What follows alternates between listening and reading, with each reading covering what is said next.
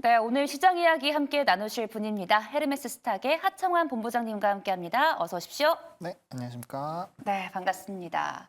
네, 오늘 요즘에 계속 테마장이 이어지고 있습니다. 네, 오늘 장을 한마디로 요약을 하자면 천하제일 단타 대회가 아니었나 싶은데 지수 따로, 종목 따로 움직였던 시장이었거든요. 오늘 어떻게 보셨어요? 말씀 주셨던 것처럼 이제 이슈가 많았고 거기에 따른 좀 이제 상승 흐름들이 많이 나타나다 보니까 아마 오늘은 좀 단타하기에는 좀 좋은 장이었다. 뭐 이슈 플레이를 하기에는 좀 좋은 장이었다라고 생각을 하실 수가 있습니다. 일단 그렇게 생각을 하실 수 있는 배경이 이제 수요일부터 뭐 소비자 물가 지표부터 시작해서 목요일 날 FOMC 그리고 뭐 이제 일본의 금융의 금리 결정까지 상당히 많은 다양한 좀 이슈들이 산적해 있는 상황입니다. 그러다 보니까 이제 매크로적으로는 굉장히 좀 크게 변동성이 나올 수가 있겠죠. 지금 이제 우리 방송 시작하기 전에도 이제 비트코인 가격이 갑자기 좀 급락을 했기 때문에 네. 그러한 이제 변화들이 이제 아무래도 금리라든지 투자 심리에 상당히 좀 영향을 줄 수 있는 부분이고요. 그러다 보니까 특히나 우리나라는 목요일 같은 경우는 선물 옵션 동시 만기일이 또 있거든요. 그리고 맞아요. 우리나라 시장은 뭐 최근에 파생 시장에서 이런 수급 변화가 나타나서 외국인 선물에 좀 대량 매도가 나타나게 되면 그게 이제 현물에서의 외국인과 기관에서의 물량 출회를 만들었고 특히나 그런 흐름들이 나올 때마다 대형주들에서의 좀 강력한 수급 조정들이 나왔거든요. 그러니까 그러한 이벤트들이 지금 수목금 다 이렇게 이어져 있는 상황입니다. 그러다 보니까 지수단에서는 뭔가 큰 배팅을 하기가 좀 어려운 상황이고 기존의 외국인의 수급이 굉장히 강했었던 부분에서도 이게 위치가 좀 높은데 차익이 나오는 것이 아닌가라는 이런 불안감이 있는 상황이거든요. 근데 그런 시장이다 보니까 네. 뭐 이제 날씨가 더우면은 이제 뭐 빈과 같은 쪽으로 슉 가고 그다음에 이제 2차 전지 쪽에서 뭔가 좀 좋은 얘기가 나온다라고 생각을 하니까 이거 굉장히 저점이 있네. 근데 수급도 들어가 있네 하니까 그쪽으로 쭉 가고 이런 흐름들이 좀 유지가 되고 있거든요. 그러다 보니까 좀 수급의 흐름이 명확하게 그 산업군들로 좀 뿌려지는 이런 바스켓 매매가 상당히 좀 유지가 되고 있었던 상황이고 뭐 매매해 보시는 분들은 잘 아시겠지만 그럴 때 이제 그런 부분에서 수급 플레이를 진행을 하신다라고 한다면 상당히 이제 평소보다는 좀 더 쉽게 수익을 좀 창출할 수 있는 그런 시장이 만들어지거든요. 네. 그러다 보니까 좀 증시나 이런 불안감들이 있음에도 불구하고 테마적인 흐름들이 상당히 좀 많이 나왔다라고 보시면 좋을 것 같고 이 흐름 자체는 거래 대금에서도 사실 확인을 할 수가 있습니다. 코스피가 지금 이제 지수단에서는 0.15%밖에 움직이지 않았고 현물 같은 경우도 이제 거래소가 양시장 합해서 3천억 그리고 그 코스닥에서는 1,000억도 이제 순매수들이 없었는데도 불구하고 거래소에서는 11조 그리고 코스닥에서는 10조 수준이 나왔거든요. 그러니까 이게 도합했을 땐 거의 22조 수준의 거래 대금이 나왔는데 통상적으로 2차 전지가 굉장히 핫했을 때 그리고 반도체가 정말 어마어마하게 상승력을 끌어냈을 때 수급이 23조에서 25조입니다. 그러니까 지금 수준은 거래 대금 자체가 굉장히 좀 풍부하다라고 보시면 돼요. 보통 시장이 안 좋거나 위축이 되면 도합 합했을 때 거래 대금이 15조 이하로 떨어집니다. 굉장히 위축됐을 때는 뭐 13조까지도 떨어지거든요. 그러니까 지금 시장 자체는 좀 여러 가지 매크로나 이런 흐름들에서 굉장히 불안해 보이지만 그럼에도 불구하고 대량 거래가 계속적으로 터지고 있는 그런 상황이기 때문에 뭐 무조건적으로 위축된 시장도 아니라고 보시면 될 것 같고요. 좀 특정한 기회가 있는 쪽에서는 굉장히 좀 과격한 수급들이 유지가 되면서 시세를 만들어내는 그런 시장이다라고 보시면 좋을 것 같습니다. 네, 빅 이벤트로 지수는 제한적이지만 작은 이슈에 급등락이 나오는 수급이 잘 쏠리는 장이다라고 말씀을 해주셨습니다. 오늘 2차 전지 이야기 안 할 수 없을 것 같아요. 네. 오늘 2차 전지 정말 잘 갔습니다. 뭐 실리콘, 음극재, 도전재, 그리고 리튬까지 해가지고 덜 오른 종목들에서 이렇게 반등이 계속해 나오고 있습니다. 하지만 이게 정말 심하게 눌려있던 섹터라서 들어가도 괜찮을지가 조금 걱정이 되는데 어떻게 보세요? 사실 이제 좀 이것도 2차 전지 내에서도 워낙 많이 갈리거든요. 지금 네. 산업군들이. 그러다 보니까 뭐 무조건 괜찮다 이렇게 말씀드리기 좀 쉽지는 않지만 수급적인 부분으로 봤을 때 올해 1월 1일부터 이제 전거래일까지 봤을 때 기간이 가장 많이 산 산업군이 2차 전지입니다. 그러다 보니까 그게 뭐 한두 종목이 있는 게 아니고 거의 6, 7종목이 좀 차지를 하고 있거든요. 네. 그러니까 바닥권에서 기간에 매집이 많이 되어 있는 그런 물론 이게 이제 해지용으로 들어갔다라고도 볼 수 있지만 어쨌든 수급적으로 누적으로 봤을 때는 굉장히 강한 수급의 기조가 들어가 있는 상황이거든요. 그러다 보니까 우리가 캐즘 구간에서 뭔가 벗어날 수 있는 긍정적인 이슈가 나오게 되고 거기에서 이제 기타적인 수급이 붙어준다라고 한다면 굉장히 좀 가파르게 주가의 상승이 나올 수 있는 그런 상황이다라고 보시면 좋을 것 같습니다. 근데 여러 가지 트리거들이 좀 나왔죠. 이게 한두 개가 나온 게 아니라 굉장히 좀 다양하게 나왔는데요. 일단 가장 첫 번째로 양극재에 대한 가격의 흐름이 좀 반등 기조가 나왔습니다. 이거는 이제 관세청의 수출 데이터에서 확인을 하실 수가 있는데요. 수출에 대한 물량 자체는 10%대 중반이 빠졌지만 양극재 부분에서는 이제 이 가격이 다시 좀 변화가 하는, 물론 굉장히 소폭이기 때문에 이게 네. 이제 하락이 멈췄다라고 표현하는 게 더 낫다라고는 생각은 하지만 어쨌든 그 기조가 멈춘 거에서 뭔가 희망이 좀 생기고 있었던 그런 상황이고요. 또 추가적으로 유럽 쪽에서 중국에 대한 전기차의 관세 부분을 굉장히 좀 강하게 설정한다라는 내용들이 좀 있었습니다. 이거는 뭐 미국과 유럽이 요즘에 합심해서 중국 쪽을 좀 규제를 굉장히 강화를 하고 있는데 네. 이 관세가 굉장히 강해지게 되면 기본적으로 이제 이 가격 경쟁을 하는 중국 차들이 못 들어오게 되거든요. 그럼 상대적으로 이제 기타 지역에 있는 차들에서의 좀 수혜가 나타나게 되는데 우리나라 현대기아 같은 경우는 전기차에서 판매량이 굉장히 좀 그래도 잘 진행이 되고 있는 상황입니다. 그리고 테슬라랑 지금 비아디랑 엄청나게 싸우고 있잖아요. 네. 그래서 그런 가격 경쟁을 하고 있는데 우리나라가 약간 옆에서 은근슬쩍 이 점유율을 또 확대를 하고 있거든요. 그래서 그런 부분에 좀 상당히 수혜를 받는 부분으로 좀 진행이 되고 있는 상황이고 또 이번에 이제 19일에 유럽에서 인터배터리 또 이슈가 있거든요. 그러니까 그런 거에서 또 스토리가 나올 수 있는 내용들, 사실 그 외에도 너무나도 많은 다양한 내용들이 지금 나오다 보니까 바닥권에서 충분히 이거 기대감을 가져도 되나라는 부분이고, 그다음에 금리 인하에 대한 가능성도 좀 높아지고 있죠. 이게 좀 저는 가장 중요한 부분 중에 하나다라고 생각을 하는데 아무래도 최근에 바이오 쪽도 굉장히 좋은 상황이고 뭐 2차 전지나 플랫폼들까지도 좀 움직임이 나타나고 있습니다. 이는 이제 대표적으로 금리 인하 시기로 넘어가게 된다면 성장주들의 강세 흐름들로 넘어갈 수 있는 그런 또 초반 부분이라고 볼 수 있고, 그런 수급에 대한 기대감이 굉장히 강한 상황이거든요. 왜냐면 작년부터 11월부터 수출 데이터로 올라왔던 시장이기 때문에 그 시기로 보면 거의 8개월이나 유지가 됐어요. 그러니까 대부분의 종목군들이 대부분 다 고점에 있는 상황이고, 그럼 시장에서는 더 이상의 신규 물량이 들어오는 게 일부 부담스러울 수가 있거든요. 그러면 새로운 것들을 찾게 되는데 그 전 세계적으로 큰 변곡점이 나오는 거다 보니까 거기에 따른 좀 기대감이 일단 나올 수 있는 상황이다 정도까지 말씀을 드리겠습니다. 네, 그렇게 오늘 이렇게 2차 전지에 있어가지고 호재들이 정말 많습니다. 근데 저는 좀 궁금했던 게 네. 리튬 가격에서 뭐 그렇게 크게 오르고 내리는 게 없었는데 오늘 리튬 관련주가 움직였거든요. 그 네. 이유가 궁금합니다. 일단 리튬 관련된 종목군들은 이게 이슈가 있었습니다. 볼리비아 연모개발 4단계에서의 이런 통과 이슈가 좀 있었는데 네. 사실상 이게 1단계, 2단계, 3단계 이렇게 진행이 되고 있었고 사업에 대한 레퍼런스 부분에서의 조금의 이런 내용들이 있다 보니까 이게 진행이 될까에 대한 물음표가 좀 있었거든요. 근데 그게 진행이 되다 보니까 리튬 가격과는 좀 상관없이 이슈별 호재로 좀 움직였다라고 보시면 좋을 것 같고요. 이게 만약에 앞서 말씀드렸던 2차 전지에 대한 그런 전반적인 흐름들에서의 기조가 만약에 유지되지 못했다라고 한다면 오늘 이 정도로까지 상승력을 유지하지는 전 못했을 거라고 생각을 합니다.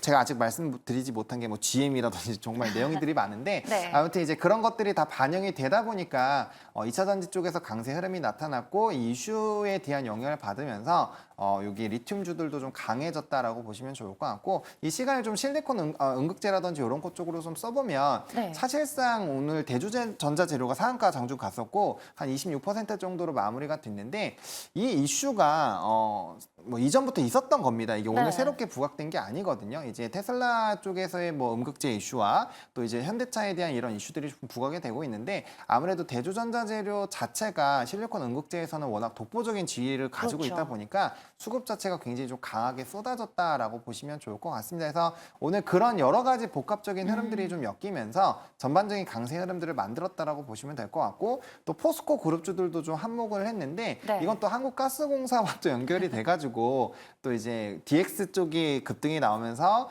관련된 종목군들이 전반적으로 좀 좋았거든요. 근데 아시다시피 2차 전지 쪽에서는 에코프로 그룹주들과 포스코 그룹주들이 가지고 있는 의미가 상당한데 이쪽이 또 강하게 상승력이 나와 버렸잖아요. 그럼 포스코 그룹주 특징이 하나가 가면 나머지 다 쫓아가거든요. 맞아요. 그러다 보니까 뭐 포스코 DX나 인터내셔널이 좀 날뛰다 보니까 나머지 흐름들도 좋아졌고 그게 또 2차 전지 투심에게는 상당히 좀 긍정적으로 영향을 줬다라고 보시면 좋을 것 같습니다. 네, 포스코에서 호재도 나왔고 반사수의 이슈도 있고 또 GM이랑 포드에서도 지난달에 전기차가 굉장히 잘 팔렸다는 네. 데이터도 나오면서 오늘 2차 전지 정말 좋았습니다. 또 이에 더해서 이 조지아주에서는 현재 SK, 현대차, LG, 뭐 한화 등 국내 대기업들이 이 전기차용 배터리 공장에 대해서 계속 투자를 하고 있어요. 그렇죠. 그러면 이제 이쪽에서도 무거운 애들 중에서도 반등 기대할 수 있을까요? 맞습니다. 사실 최근에 이제 종이신문 매경에서 나왔었던 단독 보도로 알고 있는데 어쨌든 이제 가동률 부분을 좀 가서 실질적으로 이제 그 보도 자료가 나온 게 있습니다. 거기에서도 상당히 좀 개선되는 흐름들이 있었고 또 이제 점유율 부분에서도 좀 확대되는 내용들이 일부 나타났었거든요. 그런 것들 자체가 상당히 좀 긍정적일 수 있는 요인이라고 보시면 좋을 것 같고 또 이제 그런 것들이 아니더라도 조금의 트리거가 있었습니다. 이거는 약간 좀 끼워 맞추는 거다라고 생각을 하실 수도 있지만 대표적으로 이 2차 전지 상승 랠리가 나오기 직전에 네. 나홀로 좀 급등이 나왔었던 종목이 있는데 그게 바로 PNT라는 종목이거든요. 네네. 가격이 3만 원대 후반이었을 때 목표 주가가 9만 원이 나왔는데 그 주 요인이 뭐였냐면은 국내 이제 배터리 3사를 제외한 해외에서의 이런 고객사가 생김으로써 이제 밸류에 대한 리레이팅을 해야 되는 게 맞다라는 식으로 나오면서 목표 주가 뭐 7만 원과 9만 원짜리가 동시에 나왔는데 그러다 보니까 지금 벌써 가격대가 8만 원까지 올라왔거든요. 그러네요. 그럼 우리가 생각을 해봐야 되는 게 뭐냐면 우리나라 외 지역에서의 이런 고객사를 만들어내는 게 리레이팅이 될 정도면 업황이 좋아지고 있다라고 해석을 해야 되는 게 맞잖아요. 왜냐하면 그렇죠. 전반적으로 다 안 좋은 상황이라면 공급사가 일부 늘어난다고 해서 이게 밸류적으로 3배, 뭐 2배 이렇게까지 리레이팅 될 요건은 아니라고 볼 수가 있거든요. 그래서 그런 부분에서 좀 행간의 의미를 찾아본다면 충분히 수급적인 부분들 그리고 리포트가 굉장히 공격적으로 나온 것들 이런 것들까지 다 맞물려서 좀 해석을 해본다면 충분히 이러한 좀 랠리를 만들어내는 데는 영향을 줄 만한 그런 부분이었다라고 보시면 좋을 것 같습니다.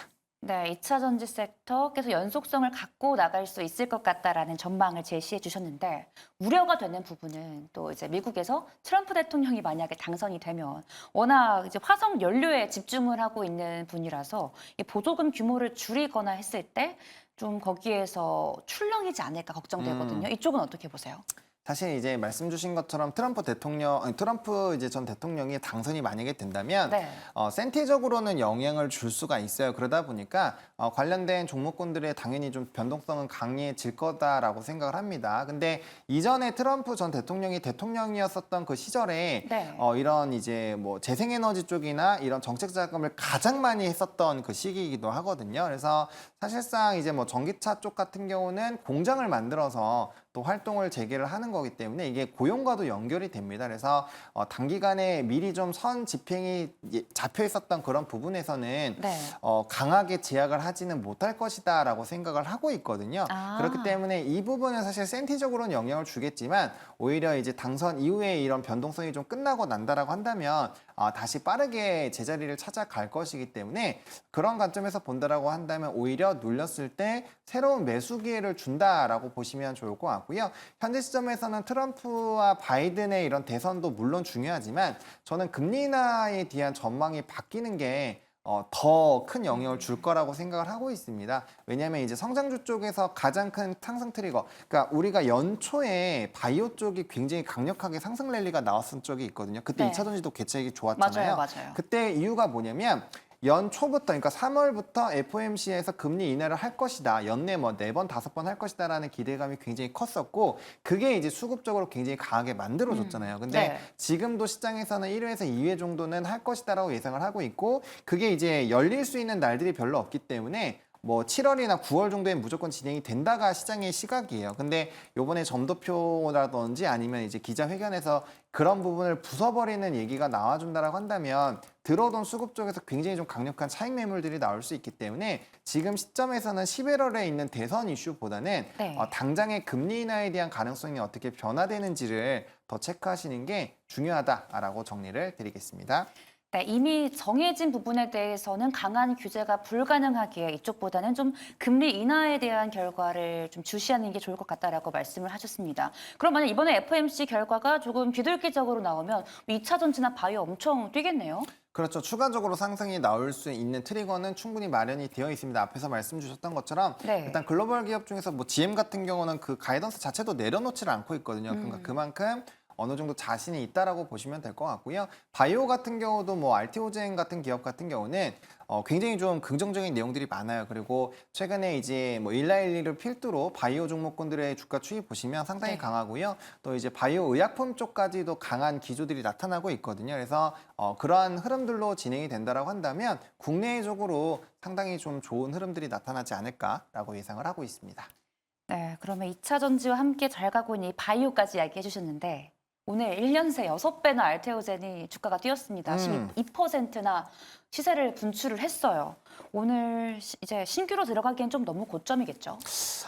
그게 이제 상황에 따라서 다른데 네. 저는 뭐 가능은 하다라고 생각을 하고 있습니다. 이거는 이제 알테오젠에서 어떤 부분을 좀 집중해서 보느냐에 따라서 다른데 일단은 SC 제형에 대한 흐름들은 상당히 굉장히 강하고 이제 키토루다 쪽에서 가지는 이 매력도가 굉장히 높습니다. 그래서 만약에 로열티를 5%로 설정해서 보신다라고 한다면 목표 주가가 40만 원대 중반은 나올 수가 있어요. 그러다 보니까 그런 시점에서 본다면 지금 현재 종가가 28만 3,500원인데 40만 원대라고 하면 상방이 지금도 40~50%는 열린다라고 보시면 그러네요. 되거든요. 그렇기 때문에 이 부분에서의 기대감을 만약에 가지고 보신다라고 한다면 단기 눌림이 나왔을 때 충분히 매수 기회로 만들어낼 수가 있겠죠. 게다가 이 알테오젠 같은 경우는 제가 3주 전에도 굉장히 좀 긍정적으로 말씀을 드렸는데 이 가지고 있는 파이프라인 자체가 지금 6개 정도가 있는데 그런 것들이 다 지금 기대감을 가지고 있는 거거든요. 네. 특히나 이제 또 SC 제형 쪽으로 본다면 ADC 이 플랫폼에 대해서 적용을 하는 부분들이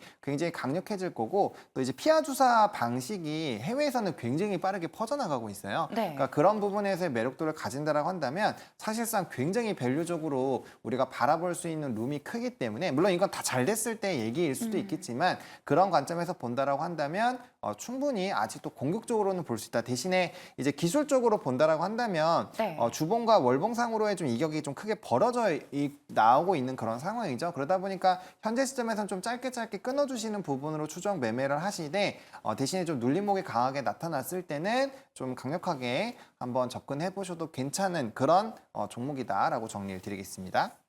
네, 알테오젠 뭐 상방 열려 있고 SC 제형에 대한 시장의 뭐 기대감도 상당하고 40만 원까지 이야기를 해 주셨어요. 아마 증권가에서도 이제 그럴 거예요. 5%에 대한 흐름으로 본다면 그 이상도 제가 봤을 땐 나오지 않을까라고 생각을 하고 있습니다. 네, 그러면 또 이제 CDMO 쪽도 이야기를 하고 싶은데 이제 네. 뭐 고래 싸움에 새우가 배부르다는 이야기가 있더라고요. 미국의 이제 대중국 바이오 규제 대상이 되면서 이제 CDMO 쪽은 어떻게 보시는지 궁금한데요. 이제 그쪽으로 본다라고 한다면 가장 먼저 거론되는 종목이 아마 바이넥스라는 종목일 겁니다. 이제 네네. 다품종 소량 생산을 하기 때문에 사실상 가장 빠르게 좀 수혜를 받을 수 있는 부분들은 있고요. 그다음에 좀 묵직하게 보신다라고 한다면 단연 삼성 바이오로직스를 보셔야 되는데 금일 리포트가 110만 원짜리 리포트가 목표 주가가 나왔거든요. 그래서 이거는 이제 TSMC라고 보시면 될 것 같아요. 앞으로 바이오 시밀러에 대한 수요가 많이 늘어나게 된다면 위탁 생산을 하는 이런 삼성 바이오로직스에서의 매력도가 굉장히 크게 부각이 될 수 있고요. 2, 3년마다 공장 한학실이 늘어나고 있고 가동률이 굉장히 빠르게 좋아지고 있기 때문에 중장기적으로 본다면 아마 삼성 바이오로직스가 가장 많은 미수를 지을 수 있는 종목이기 때문에 시기별로는 좀 차이가 있겠지만 중기적으로 끌고 간다면 아마 우리나라 바이오 중에서는 단연 탑3 안에는 들 수 있는 그런 이제 펀더멘털적으로 상승하는 종목이다라고 정리 드리겠습니다. 네, CDMO 쪽에서는 삼성 바이오로직스 탑픽으로 제시해 주셨습니다. 이어서 오늘 본부장님이 가져오신 수익률을 높여줄 섹터 만나볼게요. 이유연 아나운서가 소개합니다. 안녕하세요. 수익을 높여요. 시크릿 섹터 브리핑의 이유연입니다. 오늘 하창한 본부장이 픽한 섹터는 바로 반도체, 낸드입니다. 관련 내용 먼저 간략히 짚어볼게요. 메모리 업황이 본격적인 회복기에 접어든 가운데 최근 공급 부족 가능성까지 나오고 있죠. 낸드 플래시 역시 눈높이가 높아지고 있는데요. 글로벌 빅테크 기업들이 자체 AI 서버를 구축하는 과정에서 쿼드러플 레벨 셀 기반의 고용량 SSD를 대거 도입한 영향입니다. 제조사들도 낸드 수요 급증에 빠른 속도로 대응하고 있는데요. 이 제품을 기반으로 낸드의 봄, 강도가 예상보다 더욱 셀 것이라는 낙관적인 목소리도 나오고 있습니다. 낸드 플래시는 각세를 수직으로 쌓아 올려 데이터 용량을 늘리는 적충 기술이 경쟁력을 판가름하는 요소 중 하나인데요. 적충수를 늘리면 같은 면적에서 고용량을 쉽게 구현할 수 있기 때문입니다.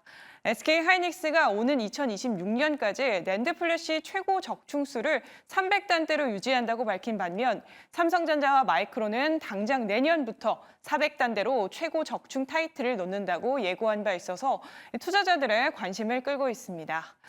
오늘 시장 조사 업체에 따르면 세계 낸드 플래시 시장 규모가 AI 관련 수요 확대에 힘입어 지난해 53조 원에서 오는 2028년 약 157조 원으로 연평균 24%의 성장률을 기록할 것으로 예측한 바 있는데요. 이어 올해 낸드 시장 규모는 전년 대비 85% 성장할 것이라는 전망입니다. 뿐만 아니라 모건 스탠리는 최근 SK 하이닉스의 내년 영업이익 전망치를 25조 원대에서 46조 원대로 상향 조정하기도 했는데요. 이러한 추세가 지속된다면 지난해 GPU 수요를 타고 AI 반도체의 핵심으로 자리 잡은 HBM만큼의 폭발적 수요 성장이 나타날 것이라는 기대감이 커지고 있습니다. 오늘의 시크릿 섹터는 바로 제2의 HBM이라는 기대감을 형성한 반도체, 낸드 섹터 열어봤습니다. 이어서 하창한 본부장과 수익을 높이는 인사이트 만나보시죠. 네, 본부장님 반도체에서 낸드를 가져오셨습니다. 이제 이 AI 산업이 빠르게 성장을 하면서 네. 이제 HBM에 이어서 이 기업용 SSD 수요가 급증을 하고 있습니다. 이제 또 아픈 손가락으로 꼽혔던 이쪽 시장에도 활기가 좀 오고 있는 것 같은데요. 네, 맞습니다. 이제 앞에서 정말 잘 브리핑 해주신 것처럼 지금 낸드 시장에 대한 이런 폭발적인 성장 흐름들이 기대가 되고 있는 상황이고 그 성장률이 지금 디램보다 조금 더 높은 상황이에요. 디램이 네. 아마 71.4%로 나왔을 거고 낸드가 75% 쪽이거든요. 그러니까 사실 디램보다도 더 가파르게 상승이 나타나고 있는 상황이고요. 최근에 이제 낸드에 대한 가격이 상승이 나타나고 있다라는 내용들이 많이 나타나고 있는데 네. 자연스럽게 이제 수요가 많이 늘어나고 있는 상황에서 공급적인 부분이 좀 이제 못 따라가는 흐름들이 좀 일부 나타나는 그런 방향성으로 이해를 하시면 될 것 같습니다. 그래서 가격 자체도 높아지고 있고 그래서 해당 시장이 굉장히 좀 크게 늘어날 것으로 보여주고 있고요. 이제 데이터 센터 쪽이 이제 늘어나게 되면 자연스럽게 이제 저장 장치를 많이 만들어야 그쵸. 되는데 그 수가 일반보다는 뭐 최소 20배 이상씩은 더 크거든요. 그러니까 이게 폭발적으로 수요가 늘어나는 상황으로 좀 진행이 되고 있다라고 보시면 좋을 것 같습니다. 네, 낸드 시장에 대해서 긍정적인 시선을 전해주셨는데 한 가지 걸리는 게요. 이제 중국이 최근에 낸드 플래시에서 이미 최첨단 기술에 도달을 했다는 보도가 나오고 있거든요. 여기서 한국 시장 조금 밀리는 거 아닌지 걱정되는데 이쪽은 또 어떻게 보세요? 물론 이제 가격적인 경쟁에 대한 이슈가 나온다라고 한다면 네. 아무래도 조금 영향이 없지는 않을 수 있는데 기존의 시장 점유율을 좀 잘 살펴보시면 삼성전자와 하이닉스 그리고 뭐 마이크론까지 껴도 한 80% 정도가 됩니다. 그러니까 그쵸. 나머지 쪽에서 이 시장의 파일을 다 가져가기에는 상당히 좀 어려운 상황이고요. 특히나 3D 낸드 같은 경우는 이제 아무래도 얼마나 많이 쌓고 이걸 잘 뚫는지 이게 굉장히 중요하거든요. 네. 그러니까 그런 기술력 자체가 굉장히 뛰어난데 그러면 이제 적층 단수가 굉장히 중요한데 앞에서 브리핑 해주신 것처럼 삼성전자는 지금 200대에서 바로 400대로 넘어가는 그런 상황이고요. 네. 나머지 이제 기타 조금 점유율에 포함이 되는 쪽도 200단 이상으로 넘어가는 거에서의 좀 실패 흐름들이 나타나고 있어요. 그러니까 사실 최근에 가장 좀 매력적이고 이게 단수가 높아질수록 아무래도 유리해지기 때문에 네. 그러한 방향으로 본다라고 했을 때 과연 중국이 이 삼성과 하이닉스 부분을 뛰어넘을 수 있을까? 그리고 그거에서 유의미한 점유율을 뺏을 수 있을까라는 부분에서는 저는 좀 개인적으로 상당히 좀 회의적이다라고 말씀을 드릴 수가 있을 것 같습니다. 이 낸드에서 기술력이나 시장 점유율을 봤을 때 중국이 우리나라를 제치기에는 시간이 좀 걸릴 것이다. 라고 해주셨습니다. 그러면요, 저희 또 이 SSD 시장에서 네. 삼성전자랑 하이닉스가 계속해서 과점 체제를 구축하고 있지 않습니까? 네. HBM에서 이미 두 기업이 경쟁을 하고 있는데 이 낸드 쪽에서는 어떻게 보세요? 사실 이게 좀 약간의 성격이 다르기는 한데 어쨌든 전체적인 시장 점유율로 본다라고 한다면 아직은 삼성전자가 조금 더 위에 있다라고 보시면 될 것 같습니다. 그래서 만약에 삼성전자가 이번에도 이제 그런 부분에서 뺏기게 된다라고 한다면 네.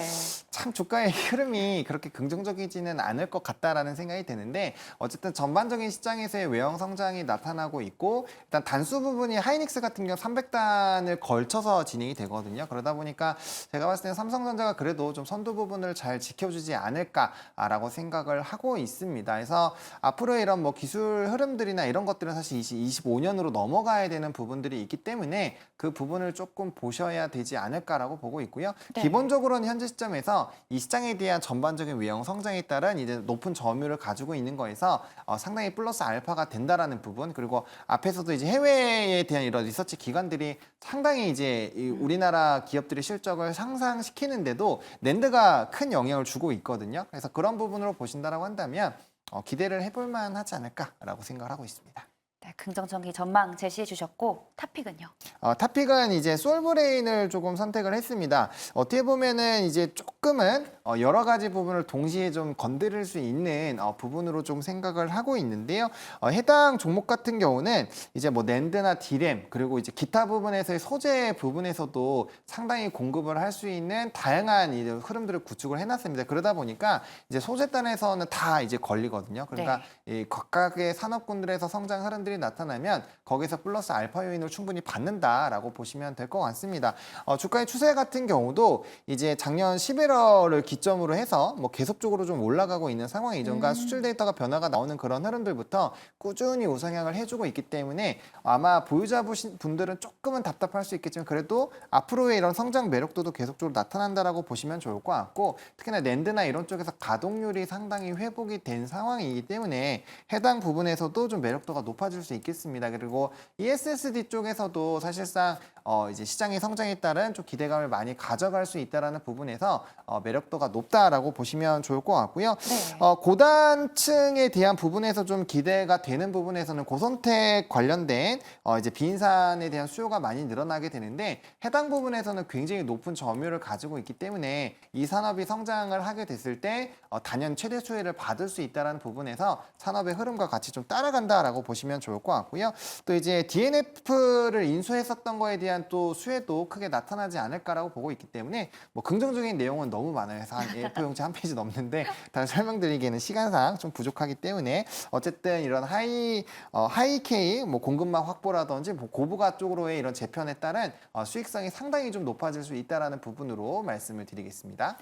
네, 그럼 목표 주가랑 손절가는요? 네, 목표 주가는 37만 5천 원으로 현재 시점에서 한 20% 상방을 보고 있고요. 네. 가장 최근에 나왔었던 리포트에서는 목표 주가 40만 원대가 나와 있거든요. 그렇기 네. 때문에 상방은 이런 산업이 얼마나 빠르게 성장하는지에 따라서 좀 빠르게 영향을 줄 수 있을 것 같고요. 손절 라인 같은 경우는 27만 5천 원인데 저는 뭐 이 종목 같은 경우 손절보다는 해당 가격이 이탈이 됐을 때 2차 매수 밴드로 좀 설정을 해보시는 게 오히려 조금 더 낫지 않을까라는 생각입니다.